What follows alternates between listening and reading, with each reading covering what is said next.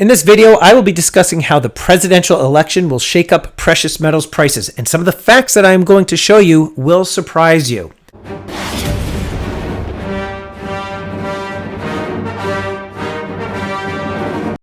Thank you so much, everybody, for tuning in. Stacking Stormtrooper, if you're not familiar with the channel, please make sure you hit the subscribe button down below. I appreciate it.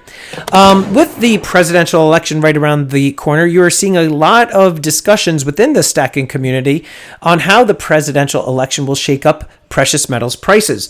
There have been a lot of channels posting information on what will happen, their predictions, so on and so forth. I am not really one of those individuals who's going to put a prediction out there because 9 out of 10 times it's going to be wrong. It's just by and large, you're throwing darts at a dartboard, hoping that it sticks. If you get it right, you pat yourself on the back. You say you got it. You're the oracle and you've seen everything in the future. If you get it wrong, everybody bashes you and says you're a donkey. I have a 2-minute segment from a 28-minute interview that was just conducted from Kitco, and it's discussing how the presidential election will shake up precious metals prices, in specific gold. And I also found an article that has some very important and informative information for you that I think will surprise you, and I'll discuss that in just a few moments. But getting back to the question, how the presidential election will shake up precious metals prices. Generally speaking, we know that if there's a Democrat in office, that there typically will be more spending, and with more government spending and debt, there will be a weaker dollar. And we know that if there is a weaker dollar, that drives up the prices of precious metals.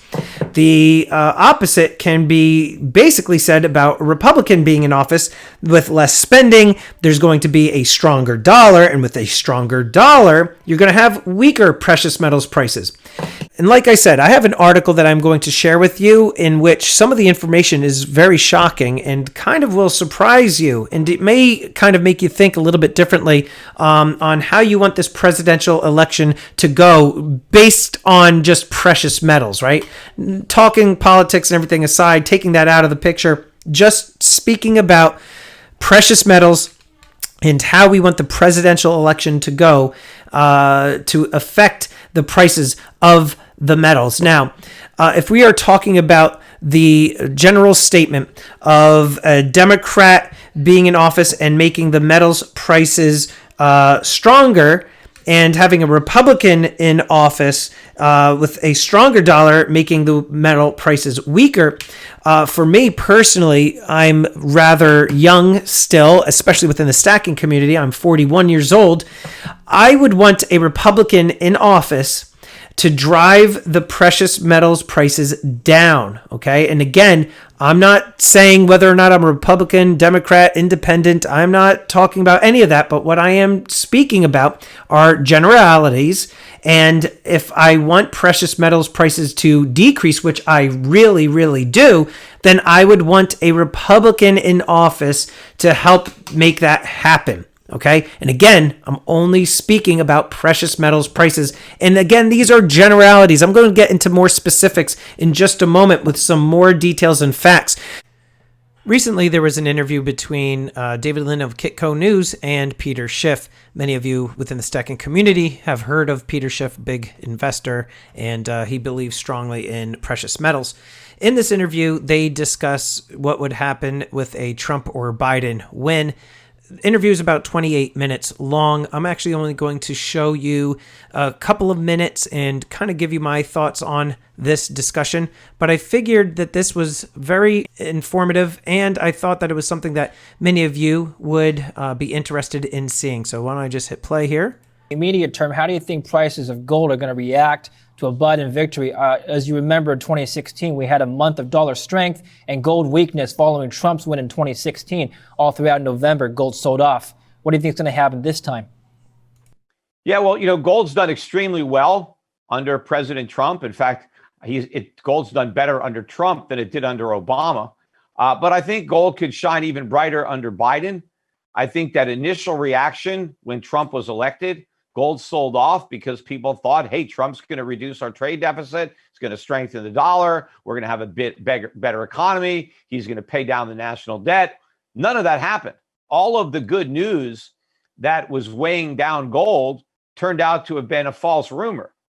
But now, nobody is going to believe that any of that's going to happen under Biden. Biden is clear. He wants bigger government. He wants larger deficits. He wants to increase taxes on the productive people in the economy and increase subsidies on the unproductive. So the economy is going to be far weaker under Biden. Everybody can see that. The deficits are going to be much bigger. The Fed's going to be printing a lot more money. That is very bullish for gold. Sure. Now, this is, again, a generalization for Democrats and Republicans, right? We know that Democrats believe in stronger centralized government, basically more taxes, and with more taxes and higher deficits comes a weaker dollar. And with a weaker dollar, we know that pushes the prices of silver and gold up. And basically what Peter Schiff was saying was that we didn't really see a rise in gold than you typically may have seen with a Republican president. However, he is basically expecting the prices of silver and gold to go up based on a Biden win. Sure. The other thing that investors want to know is whether or not we're going to get a stimulus package before the election, or maybe even shortly after. Why do you think there's such a gridlock right now? Why do you think House Speaker Nancy Pelosi is trying to counteract Trump's targeted relief program? Well, now that's also very big, right? We know that if there is an approval of the new stimulus package, that is also going to drive the prices of silver and gold up, because you're going to put into the hands of the American people another $1.5 trillion, and thereby making silver and gold prices shoot upward even further. Well, first of all, none of this is actually stimulus. Everything they're doing actually sedates the economy. It is all counterproductive, but it does make people feel better in the short run when they get the money, as long as they can spend it and foreigners are willing to accept it. It's like if you're a drug addict and you start coming off your high, if you get some more drugs, you'll feel a little better. Hold on now. Easy there, Peter Schiff. It would be better if you didn't take the drugs and then went through, rehab and went through, the transition so that you detox. But if you get more drugs, even though that's bad for you in the long run, it can make you feel good in the short run. That's all the stimulus does. It allows people to spend more money that they don't have, to buy things they can't afford. But in order to make that possible, we have to go deeper into debt. We have to print more money. We have to make the underlying economic problems worse in order to alleviate some of the short-term pain. The trade-off, though, is that we get even more pain in the long run. So that is the negative consequence of today's stimulus. Right? We're just kind of kicking the can down the street, right? I mean, year over year over year, more and more problems arise, and we have to continue to accrue more debt, and we just keep pushing this can down the road. It's tomorrow's sedative, right? We have to deal with not only the problems that we had before the stimulus, but the additional problems created by the stimulus. Now, here's another important bit of information that I had found on Kitco. This is basically talking about the historical trends, in particular, how silver and gold performed under various presidents, actually really more so gold.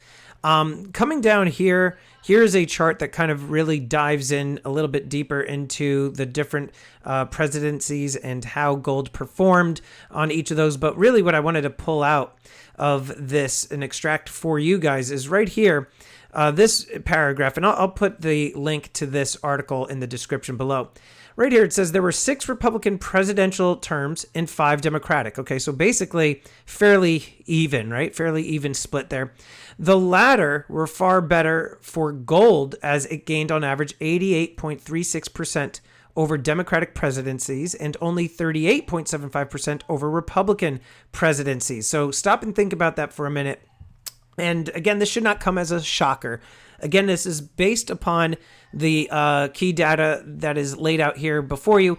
But underneath the Democratic presidencies, the gold prices went up 88.36% and over 38.75% for the Republicans. Now, that, again, can be attributed to the fact that, again, Democrats, they believe in a bigger government and they tax more There's more programs that they have to pay for, etc. So because of the further increase in the deficit under the Democratic parties, we do see stronger gold prices.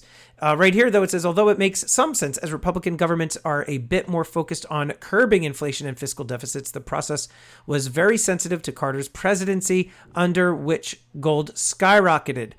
The other thing, too, that you also want to keep in mind is this paragraph right down here. Now, while we are speaking in generalities for which is better for gold and silver, a Democrat in office or Republican, the key takeaway right here is that the bottom line is that the long-term analysis of gold's behavior in presidential election cycles is inconclusive, my friends.